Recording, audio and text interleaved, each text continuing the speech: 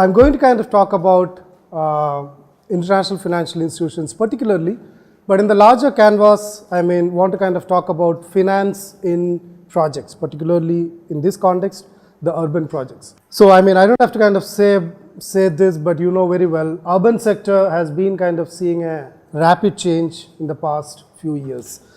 The urban infrastructure, whether it's urban infrastructure, housing, water resource management, transport, health, any area, any sector that you take within the urban space, you have seen a kind of explosion in the last few years.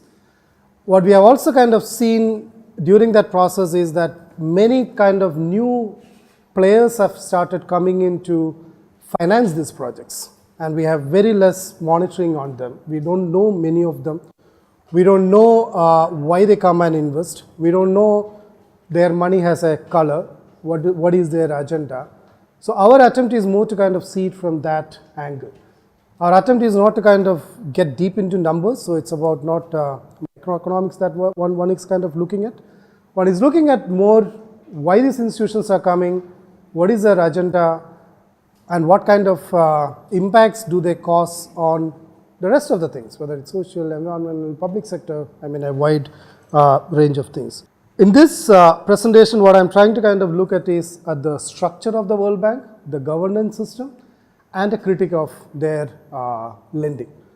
This is not to kind of, I know that I won't be able to, but it's not at all any attempt to kind of convert you into our perspective. It's just to kind of show you a different side of the whole debate, a different perspective than the bank, the market, and the general media kind of gives you.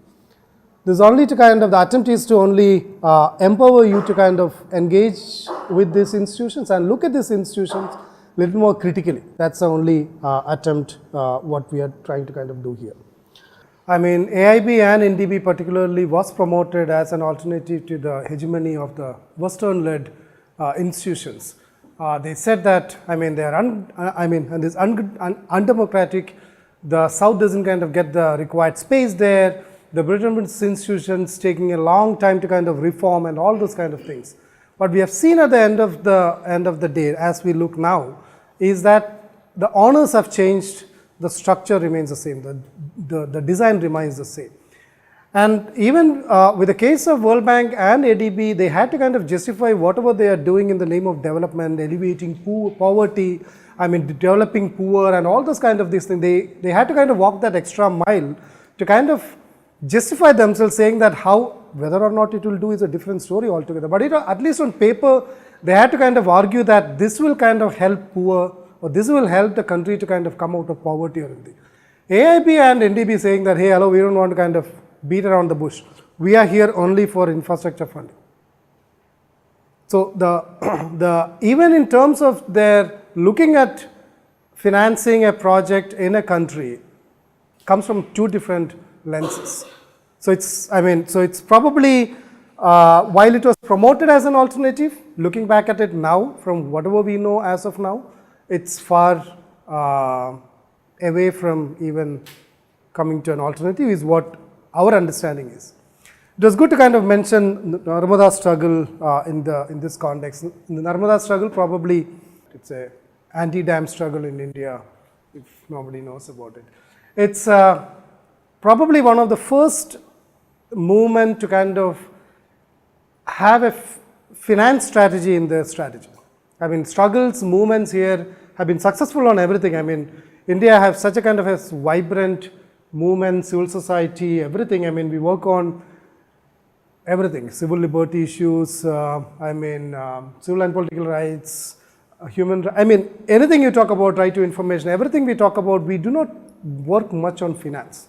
It has been a kind of puzzle to us that why that we don't have a strong movement on finance. We have not kind of thought about holding financiers accountable. We hold companies who pollute accountable, isn't it? We say that X company is polluting and that company should be shut down. We never say that who is funding this company, who is polluting that bank also needs to be shut down. That has never been our approach, and which really kind of puzzles us. An example which I usually say is that crime of Yaqub Memon, who was kind of hanged for his terror, this thing. His crime was that he funded terrorism. He was not a part of the act. He only funded it. And that was also considered to be equally as bad as involving in the act of terrorism. It's the same thing about, not equating the same, but it's the same thing about when confronting companies or confronting governments in certain projects or the other. It's very important to kind of look at that. Who is financing them? With whose financial support that they're doing? Isn't the financier equally responsible for what's happening here now? And Narmada is a story where it all began, and when finance become one of the strategies, it becomes a big tool. Finance alone probably may not be a, there is no formula what is a winning strategy of a struggle. That's different altogether. But finance alone sometimes may not kind of take us too long. When it becomes a part of the larger political struggle, it becomes a powerful kind of tool in our hands to kind of take it forward. It was quite interesting to kind of see that, this is also symbolic of large institutions. ADB is sitting on a bunch of money. What they know is that for some strategic geopolitical reasons, they want to put money in Colombo. Now, they don't know where to put. Now, you put a certain people into this thing, go and travel left, right and see where they need money and we will put there. That's symbolic of a general decision making within these institutions. The demand doesn't come from the ground. It doesn't come from the bottom. It's not that the local body sit together and say that, hey, here is a big gap. This needs to be addressed and this requires a lot of money. Do we have money? No. Does he have money? She has money? No. Let's go to that other institutions or whatever. That's not the approach. When it comes from the top, it comes also with a baggage of issues. So probably Colombo has taken something which is not in the priority of Colombo. Making it closer home, probably bullet train. Just as an example, I was saying. I don't know. Probably the Ahmedabad and Bombay people said that no, we want a bullet train, and then it came. I don't know. But usually it comes from the top. Usually it comes from the top saying that, hey, we have the technology, we have the money, now we want to kind of utilize it somehow in your area for some geopolitical reasons. And we don't know what the geopolitical reason was then when ADB wanted to kind of this thing. Probably countering China, probably China's influence, whatever, I don't know what. But the decision-making process is something which I wanted to kind of draw the attention to. So the World Bank started as an institution to rebuild Europe post the World War. It was made only for that purpose. And today, 38 countries put this all together. And today it has 189 owners. So it's owned by 189 countries. Taxpayers of Global North and Global South, both of them kind of contribute to it.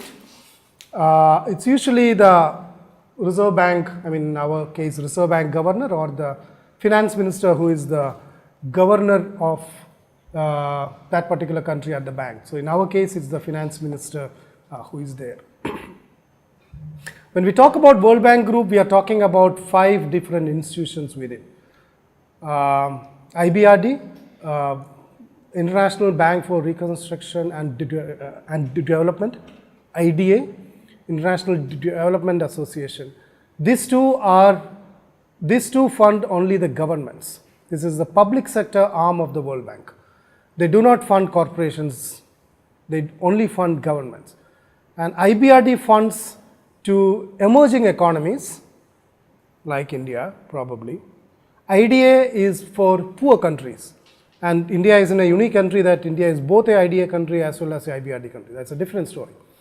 But IDA loans have lesser interest rates and have a longer gestation period to repay the money. IBRD has still below market rates and has a little less 35 years around gestation period to kind of give back the money.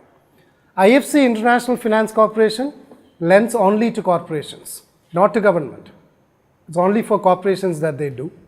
MIGA, Multilateral Investment Guarantee Agency, as the name suggests, guarantees the investments in other country. So X company from other country wants to come and invest in India, political insecurities, company is not sure, MIGA comes into the picture and say that, okay, we do the guarantee, go and invest. And they function as a guarantee agency. And the fifth one is ICSD, is a quasi-judicial body, International Center for Settlement of Investment Dispute. So as the name suggests, it's a settlement of disputes between the investor and the country. So when we talk about the World Bank group, we are talking about 5 institutions. When we talk about World Bank, in generally World Bank funded road project, what we mean is that it's either IBRD or IDA. When it's IFC, we say that it's IFC, and MIGA we say separately. So just to kind of familiarize you with the terminologies of this. So the structure of the World Bank looks something like this. It's a board of governors. They meet every year once in Washington DC. All 189 members of the board of governors meet once there. Board of directors, there are 24 directors at the bank taking care of 189. So we'll come later into the numbers, but it's 24 board of directors, including one from India, at the bank, looking after the everyday operations of this bank. And the World Bank president report to the directors and then to the governor, to the board of governors. As I said, it has the private sector arm and the public sector arm. The public sector arm, if the communities have any complaint about a particular project which the World Bank has funded, the communities have complained saying that it has caused harm to our livelihood or our environment or whatever it is, they can go to inspection panel, and that's what he was kind of referring to earlier. And it's quite interesting that inspection panel is completing 25 years this year.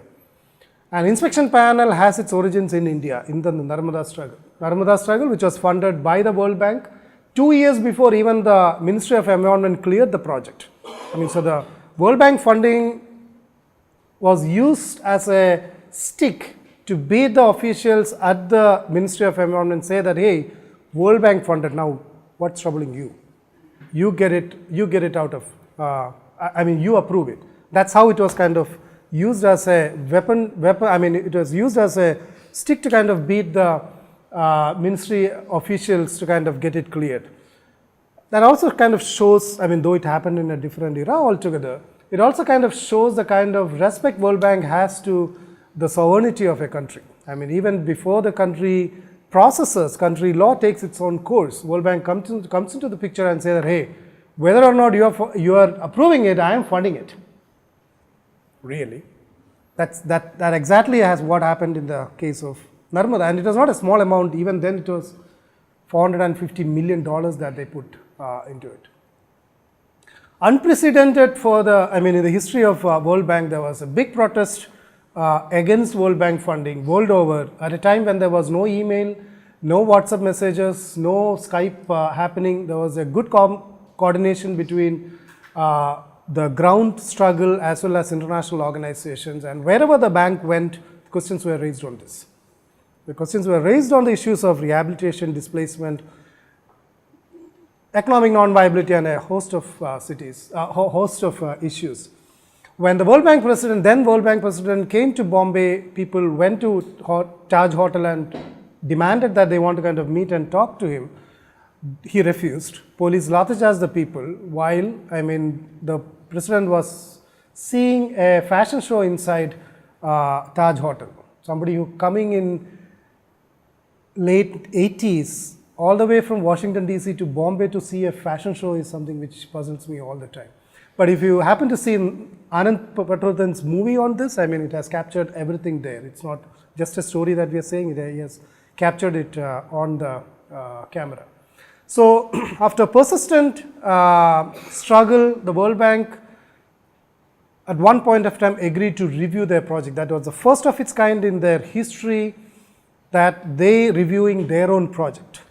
It was headed by a person called Morse, Bradford Morse, who was heading UNDP that time, and it's called also Morse Committee, and hence the report is called Morse Report. It's a beautiful report, to read even today. The committee went into a process, and 1.5 to 2 years later, they gave the report, and they said that bank is complicit in the violations happening there, and bank should withdraw. They have never heard about this. Bank withdrawing from a project that they have. First, they asked to review, and a lot of people couldn't even believe that, bank could kind of review their own project. When the review report came, the report asked to kind of withdraw from it, and now the people are asking that, hey, withdraw from it. They couldn't believe. They tried to kind of delay it for another 1 year, and finally they had to withdraw, and that was again the first time in their history that they had to kind of withdraw from a project that they started funding. And then, people from many different parts said that, okay, one Narmada, after so many years of struggle, managed one review. What about us? Many other hundreds of thousands of such kind of communities around the world, and eventually that made into a institutional arrangement. The structure was created there as inspection panel, a independent body who can kind of go and inquire about banks' policy violations in a project anywhere. And World Bank is the first institution to kind of have this. It's called Independent Accountability Mechanisms now, IAMs. It is the first institution to have this independent accountability mechanism. Thereafter, almost everybody has an independent accountability mechanism. Even now, AIB is also considering about a complaint handling mechanism now. They have not put in place yet, but their projects have started already kind of running in billions. So, I said World Bank has 24 directors handling 189 countries.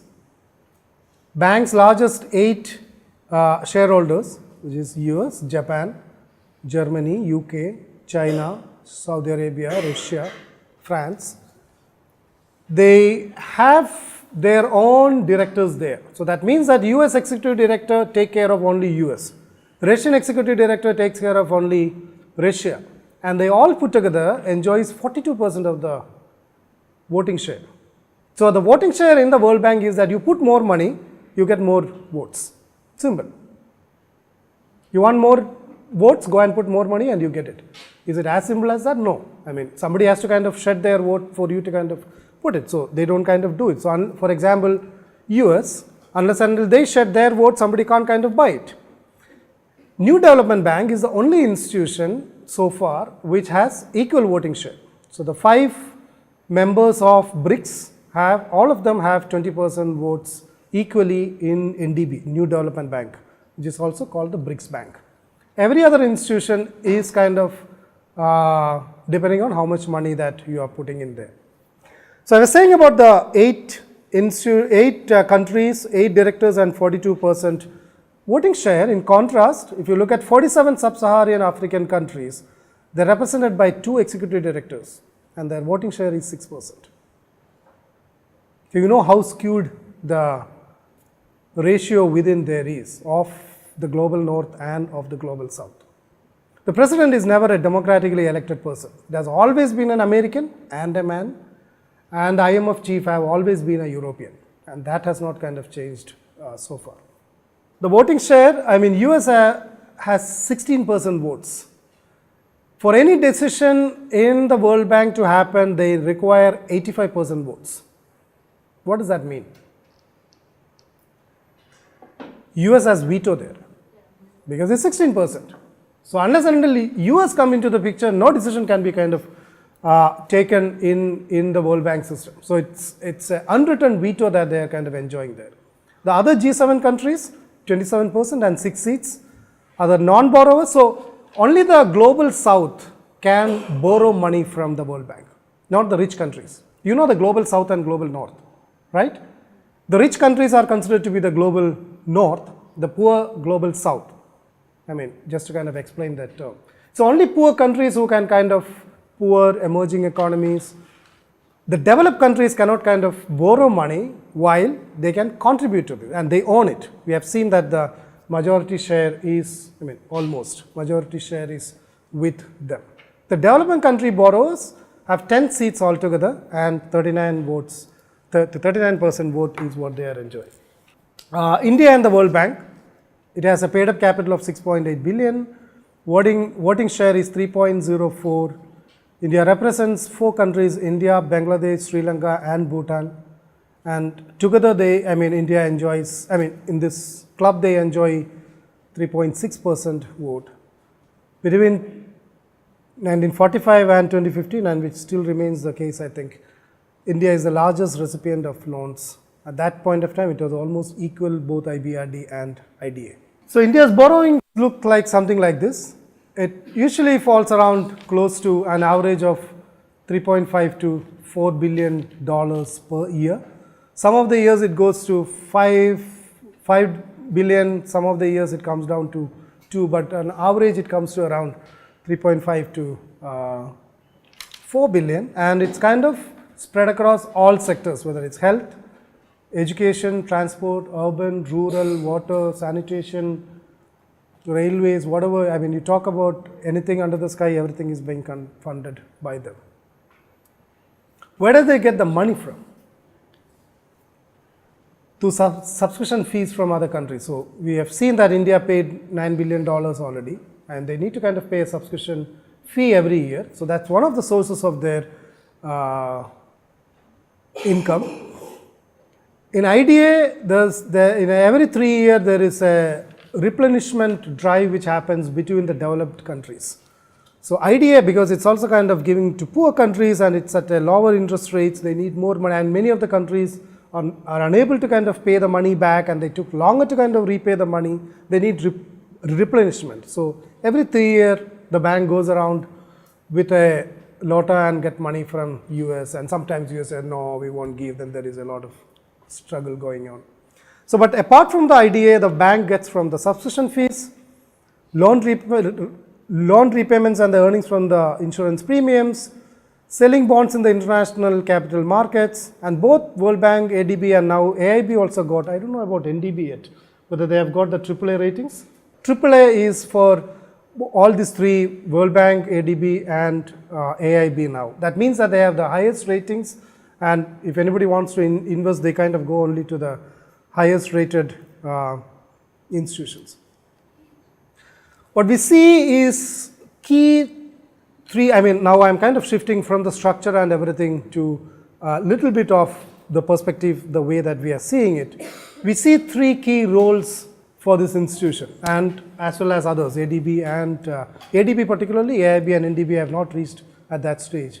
As a lender, as a knowledge broker or a knowledge bank, and as a development finance gatekeeper. What do we mean by this? Lender, we are seeing, we all know road projects, soft infrastructure, schools, hospitals, hard infrastructure, roads, anything you talk about, they kind of lend all this money. They also have development policy loans where they kind of give money not to projects particularly, but to the sectors. So it's also what how we see is that World Bank reinvents themselves every few years when they are stuck with something. So for example, they started with project financing. So Narmada, they funded so much money, people could kind of see the issues, they were kind of held accountable, they were kind of called all the names, their name have been dragged in the mud and everything. Finally, they said that, okay, give up. Then they changed into sector funding. So they gave it to water sector. Now, how on earth would you know that, where did that money go? Our government is not one of those greatest of governments to kind of say that, okay, I got so much from the World Bank and it is going to 1, 2, 3 and 4. They won't do that. And then they changed their strategy to policy lending. The sector was there, one was on the policy. So they said that, okay, electricity is a big problem here. We need to have electricity reforms. So let's have policy reforms. What did eventually happen in the electricity reforms? It got privatized. It got privatized. They had wonderful reports, logical reports to kind of prove that how the public sector is wasting money and how in the public hands it will kind of be very good. Some of the reports that we have seen now is not kind of substantiating that, but still this is how they kind of started. So anyway, so the project lending, sector lending, policy lending, then they started using financial intermediaries. What it means is that they give a large amount of money to a financial institution in between. So probably IDBI or SBI or ICSCI. And ICSCI will kind of put money in 4 different projects. Nobody will know that where that money. So the community who is receiving these projects at the end will never know the World Bank is involved in this process, nor any of these wonderful safeguard policies that they have, whether it's rehabilitation, environment protection, labor, gender, health. I mean, they have 8, 9 good, wonderful policies. None of them would be applicable because it is not directly lent by the bank. So I also want to kind of add one of the comments that today, probably looking back, World Bank has a good set of policies on paper. Very good, very progressive. None of them came as a charity. Almost all of them came as an outcome of people's struggles. He referred to Narmada struggle. They started talking about rehabilitation on the ground because of this struggle. When they are kind of really, I mean, when they're really stuck and they don't have any go ahead, that's when they kind of think about it. Today, after so many years, when you look back, World Bank has wonderful set of, okay, wonderful could be kind of relative, but at least a much progressive set of policies to kind of look back upon, and people all refer to that. That, mind you, came out of a very fierce struggle from people from a lot of countries, not just Narmada, and not from India alone. I mean, Latin American countries, African countries, all of them kind of fought equally or even more fierce struggles to kind of get them at this level. They also lend to private sector and risk guarantees that we have seen. As a knowledge bank, I mean, we just mentioned about the privatization of the power sector. They do not come overnight and then just privatize the sector, whether it's power, whether it's water, whether it's any sector that you talk about. They don't just come overnight and say that, hey, come on, let's privatize it. They don't do that. What they do is to kind of hold a lot of conferences. They produce books and researches like a factory does. I don't think anybody will kind of read these books. The amount of things that they produce is like humongous. I mean, every year it's thousands of reports and books that they produce. In most of the cases, it's all targeted for a country to kind of reform itself. So whether in terms of the research, the conferences, the books that they produce, or whatever, the media work that they do, all creates an atmosphere for privatization. So for example, I remember during those times of privatization of power, the argument was that how many hours do you get power? So of course, I mean, we had power cuts and sometimes 8 hours, 10 hours power cuts. Don't you want to change it? Of course, want to change it. Where is it? What is the problem? Is the government handling the inefficient government is the problem. So then what is the solution? Privatize it. Doesn't it sound very logical? And that exactly is what has happened. Today, do we still have power cut? Yes. Do we still have T&D loss? Of course, it might have come down, but still we have. Aren't we kind of charged humongous amounts of power bill now? Yes, we are. Where is it? Where is the money going? It's all going to the discoms, the distributed companies. And what happened? Who built the power projects? Government. What does government mean? It's your and our money. I mean, your money, my money, it's our money, it's taxpayers' money. So when we say that government built it, what it means is that we paid it. It's our money. Who built the transmission lines? Government. So what did the power company do? Nothing. They had a new set of bills printed in their name and started distributing to us, and they put new electricity meters. And in Delhi is one of the cases where it is proved that they kind of overbill us in a big way. So what did the power company bring here? New. Almost nothing. They survived on an infrastructure and investment which was put by the government, by the common people of this country for the last so many years, and all of a sudden just the profit started going that side. And that went unquestioned is one of the tragedies of this country. And this is not just in power, it's water sector, it's railways, it's what we are seeing in metro. And there's a study on metro you should kind of see.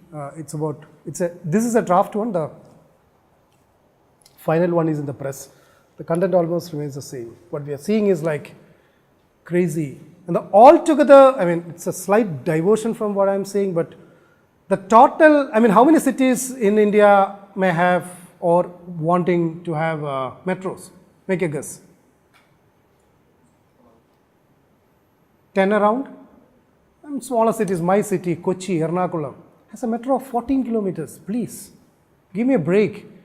I mean, it's such a small city has a metro now. It's one of the jokes. I mean, you take Indore, Jaipur, every small cities want, I mean, it's not the utility anymore, it's about the status. Okay, all this 410 city, how many kilometers must be the metro altogether? 425 kilometers.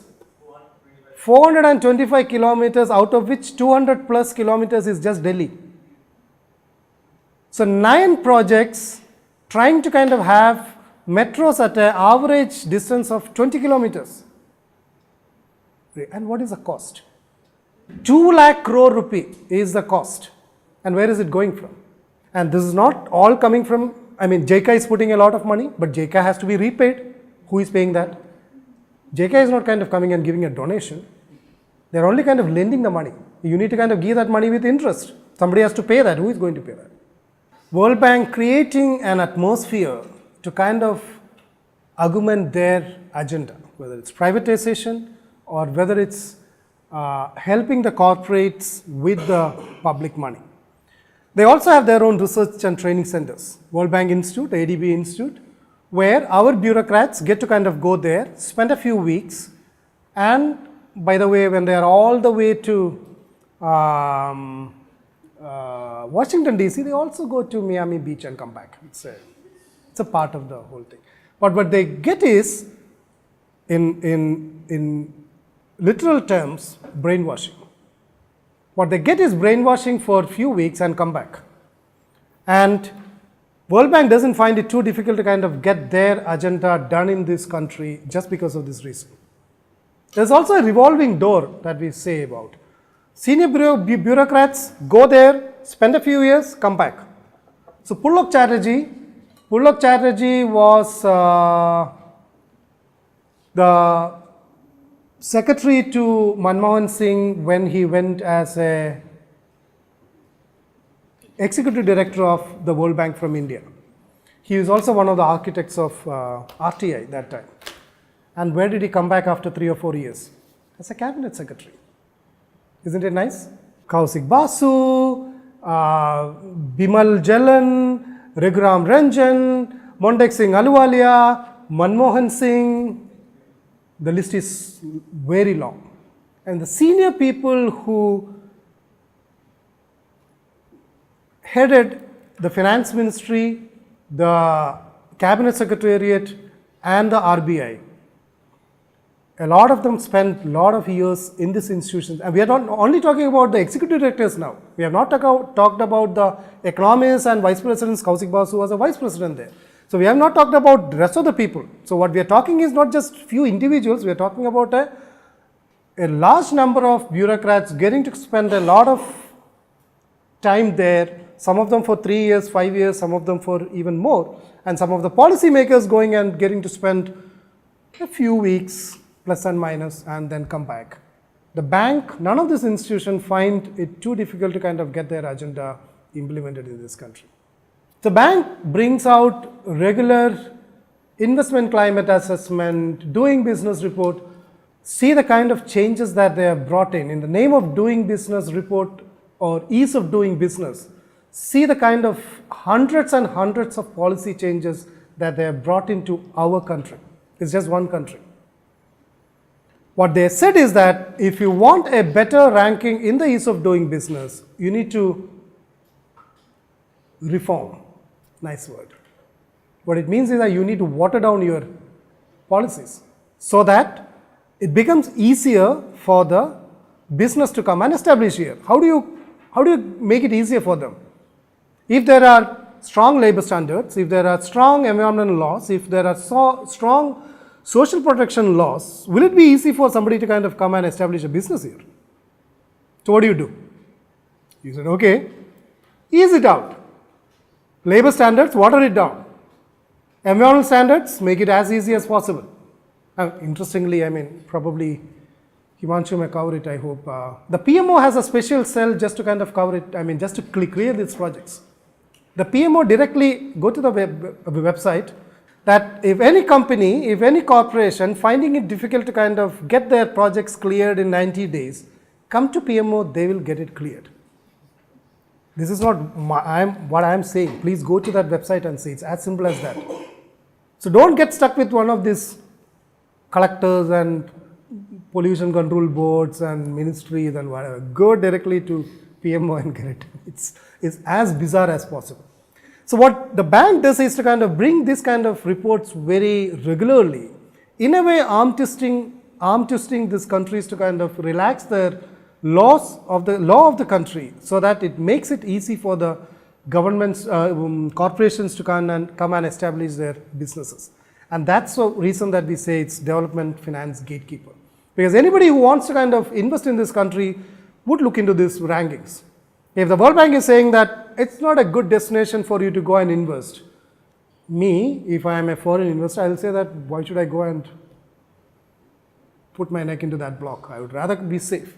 I would rather want World Bank to kind of say that, hey, that's a good country. So India is quite keen that from 130, it jumped to 100 this year. And Modi has promised that by next year, we will jump into the club of 50. So imagine that the jump from 130 to 100 to 50, how can it happen? And that can happen with somebody like World Bank being the gatekeeper there. It's just to kind of show you a project cycle of the project. I mean, they bring out a country assistance strategy, which is also now renamed as country partnership framework. Sounds very nice. They keep on changing their names, nice names. They identify key sectors of their lending in each of the 5 years. So this comes at 5 years. So they say that, okay, higher education, infrastructure, energy is our key areas. And then they will kind of put projects within that. So they identify the project, they prepare, they do the appraisal, everything, and then they put before the board for approval. And that's the first time that the public get to know about this project. So the only time that a community affected by it, if they are lucky enough to be on the website every day and lucky enough to read English and understand and everything, they may probably see this on the website saying that this project is up for approval before the board in case I have anything, and they also kind of give a approximate board approval date. Within that, if you have any concern, you can go and raise it. And then it goes to kind of implementation, completion, evaluation, vagara, vagara. Amravati project, the Amravati Capital City project is one of those examples where we managed to kind of drag it for some time. Vishnugad Pipalkoti project was at another one which was kind of dragged for a few years because of some intervention which was at that board negotiation time. So there are a few examples, but you talk about hundreds of projects in this country and taking that one or two examples won't kind of, it has been so lucky that they have been able to kind of learn about this early enough to kind of intervene. It's not at all a norm anyway. But yes, reaching out to Washington probably, I mean, not reaching out, but through emails or through any kind of different means would be one of the first things. Media work, local mobilization, all these kind of things are part of it. World Bank and institutions like World Bank has immunity in every country they operate. You know immunity, AFSP, I mean, in this land where I am talking about AFSP, I should not be asking you know immunity. That's exactly what it is for the bank as well. They have an immunity in every country they operate. They cannot be kind of brought under the law of the land. But in 2015, I mean in 2011, I mean just to kind of take a step back, in 2011, there's a project in Gujarat in a place called Mundra, called the Tata Mundra. Its official name is Coastal Gujarat Power Limited, CGPL. But since it's owned by Tata and it's in Mundra, it's also called Tata Mundra. People filed a complaint to the CAO, Compliance Advisor on this. It was funded by International Finance Corporation, the private sector arm of the World Bank, ADB, Korean Exim Bank, PNB Paribas, and around 7 to 8 national banks. They first went to the complaint mechanism of IFC, which is CAO, Compliance Advisor Ombudsman. They had a long process. Within 2 years, they got out a report, and the report confirmed all the concerns people raised in the complaint. So the complaint said that the fishermen, I mean, it's a project just at the seashore, Gulf of Kutch. So if you I don't have the map of now, but it's just at the shore of the Gulf of Kutch. The fisherfolk who are kind of living there and do their fishing are of a particular nature. They do not stay there throughout. They are migrant fisher people. They stay 8 months of the year in that area. They have all shanties, stay there, and during monsoon season, when the fishing is banned, they go back to their original village and then they again come back. So this is some practice which have been kind of happening for generations and generations. And all of them are fisher folk. Some kind of process it, some catch it, some of the, lobsters, the lobsters of that area was very famous. The Bombay duck, I don't know whether you are familiar with that fish. Bombay duck comes in large quantities there. A lot of them got exported after drying it out. So it was a kind of a very thriving place. So the Tata, also an Adani project. Adani project is indirectly funded by IFC, but this complaint was only on IFC. They went, so when the environment and social impact assessment was done, these people were not counted as project affected. Why? Because they don't hold the title deeds of the land they are staying. So they said that no, there are no people getting affected by it at all. So we contested that. People contested that, and CAO agreed that yes, there are people who are staying there for 8 months of a year, substantial period, and their dependency is only on the fish catch that they are getting. So one was about the exclusion of the people from the social impact assessment. So the whole project was designed and implemented on a erroneous social impact assessment. Hence, what happened? There is no mitigation plans. So it started with the erroneous social impact and environmental impact assessment, and there were a lot of issues, lots of livelihood. The thermal projects need a lot of water to cool the turbine. That's when the electricity is produced. So they intake the water from the sea, and during that time, they kill a lot of small fishes because they all kind of get stuck into the net. They take it inside, desalinate it, they cool the turbine, and then they put it back into the sea. So when the outlet channel, the water comes out, there is a difference of almost 5 degrees Celsius from the normal sea water. What happens when the temperature goes up? All the fish run away. They don't want to kind of get boiled inside a 5 degree this thing. It's not about some small, it's 5 degrees. You can really feel the heat if you step into the channel. It's that hot. So the people are saying that the fish is getting kind of driven away.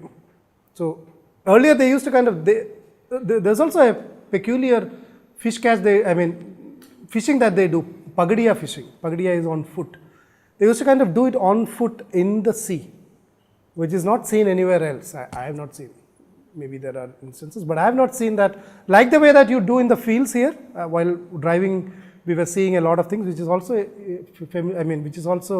familiar in Kerala, that you do foot fishing on the fields, the paddy fields when the water is up. A similar thing was happening in the seashore there.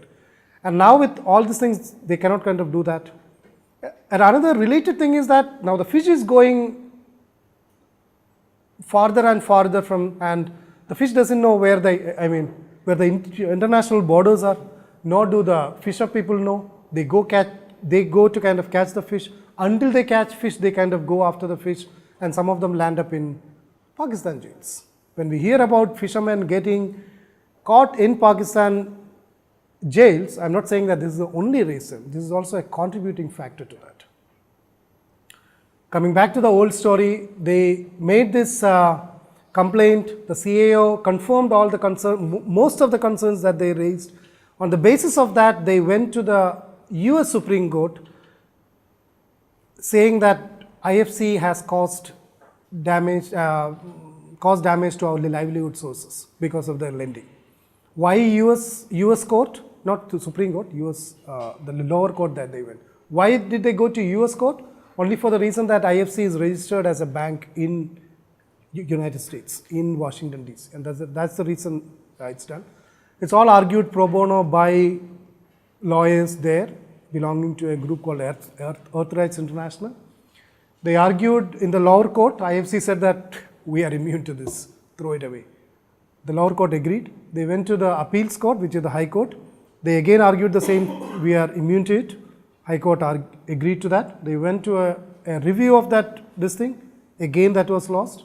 Then they took it to the Supreme Court where they had an argument. And Supreme Court in last May, a few months back, agreed to our contention saying that IFC's immunity could be kind of challenged. And this is the first time that an international financial institution being challenged in a court, questioning their immunity. The arguments are likely to kind of start sometime in October. So we are very keenly observing that how is it kind of going. It's for us, it's not about winning or losing that case. It's about upping the discussion on the immunity that these institutions are enjoying. And we don't know how it goes, but that's where it is. Some of the key concerns that I have, I've mentioned a lot of these things during my course of speaking, so I'll just kind of touch upon. There's a small player but high on influence. The amount of money that they put is minuscule in comparison to, they put around 3% of the whole development finance investment that we have in this country. Yet their influence is far, far higher than any other institution who is putting money here. Influence on policies, we have mentioned about it, privatization. The revolving door policy, it's not a policy, just made as a policy. It's not a revolving, it's a practice. Revolving door practice we talked about. We talked about new lending models that they do, from project financing, sector financing, policy loans, financial intermediaries to development policy loans. It's undemocratic, we have seen it. Promoting neoliberal development model. Conditionalities which are not probably as stark as it was in the 80s when countries went into debt traps. It is not probably as stark as that, but still it kind of comes with conditionalities. Corporate welfare in the cost, at the cost of the public money. It's the corporate welfare which is happening. It's also standard setting. What is standard setting? You people read a lot and you do a research. A lot of people are researchers. Whenever you look at according to World Bank, this is that. According to World Bank, the poverty index is that. According to the education is that. Did you ever hear anybody asking that, where did you get this data? Every other data is questioned, not World Bank's. Why is that? They are still human beings. The people who are kind of creating everything is still kind of human beings, but it's never questioned. Who told you that India's poverty level is this? Have you ever asked this question or even heard asking this question? No. They set the standard. They say that this is it and that is it. So they are standard setting in many different ways. One of them being on data, which is a powerful tool these days. Trendsetters. What do you mean by trendsetter? World Bank in 80s, have you heard about a place called Singrauli? Singrauli, Madhya Pradesh. It's in the border of Madhya Pradesh and UP. In 80s, it was a thick forest area. They had one Rihan Dam, which was made in 60s, which was made for hydroelectric purpose. But as usual, no canals, not much canals made and everything. But they had one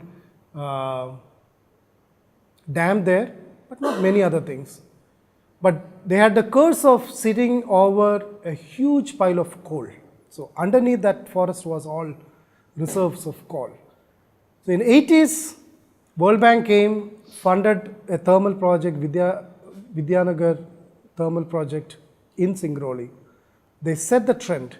Today they have 9 coal plants in that area, 11 coal mines, and then the aluminum plants and other things and everything. The Rihan Dam, which displaced around 140 people in 60s, 140 villages, not people. 140 villages. In 140s, 160s, what understanding we had about the human rights and displacement and rehabilitation and everything. What we know is just a number, 142 villages. 142 villages got displaced. None of them rehabilitated, not even on paper. For what? For irrigation and hydropower, for the development of the country, for development of each of us. They asked a certain number of people to kind of sacrifice, whether it's right or wrong is a different question altogether. They asked a certain number of people to sacrifice for the benefit of the country, the nation's development.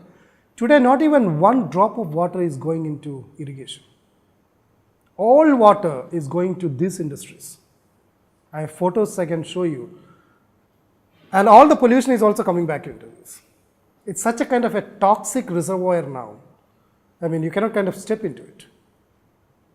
So the cost that we usually kind of say, so the trend setting of the World Bank in 80s, what has resulted now is that not only you have kind of lost the public investment that you made, you also created a pristine forest area into a toxic hotspot. That exactly is what is happening with the World Bank investments. So I'm not kind of just saying that World Bank invested and hence it became a toxic hotspot. That's not what I meant. What I meant is that probably if World Bank didn't fund that project in Singrauli, it would not have been as bad as this. Probably if World Bank didn't fund the Narmada project, the project would not have ever taken off. Now World Bank has kind of closed their shop and went back. People are not rehabilitated as close as yesterday. They had a rally, thousands of them holding a rally saying that our rehabilitation is not done. The dam wall is complete. Within 17 days of Modi coming to the Prime Ministership, he approved that project fully. The dam wall is complete. Anytime the water fills up, I mean, thousands of people are going. Probably in 80s, 85, when the bank approved this $400 million for this project, if they had not done it, probably this project would not have come. That's what I meant by the trend setting. Source of data and knowledge, we just talked about the standard setting and that. No parliament oversight. Even the members of the parliament who becomes the people who take decisions on our behalf get to know about this project only when it is put before the board for negotiations. There is no process which require the bank or the government to go to the parliament to get approval before they seek funds from institutions like World Bank.